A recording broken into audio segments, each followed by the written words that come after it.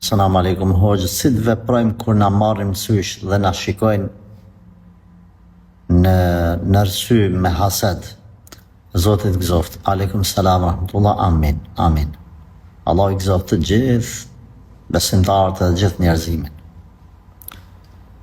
Kjo që ke përmend ti mas pari, nuk duhesh më friksu. Me di që kjo gjë është lloj diçka normale, me të marrë më sysh njerëzit, me u habit me ty, me u çudit me ty. Edhe me të ra më sysh. Pasaj e dyta, lexon Kurani, lexon vetit Kurani. Fatiha lexoje, fryni ujit 7 herë me Fatiha, me kul huwallah, kul a'udhu birabbil falaq, kul a'udhu birabbin nas, ayatul kursin. Nga Kur'an, sa të mune surën Bekare, të gjitha këto kry, pastaj në dorë të Allahut azza wa jalla le çështjen.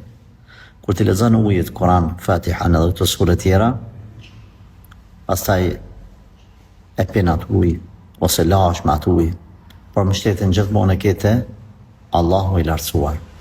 Kjo është forma më e saktë në këto raste që me vepruar. Rëndësishme është me u friksu.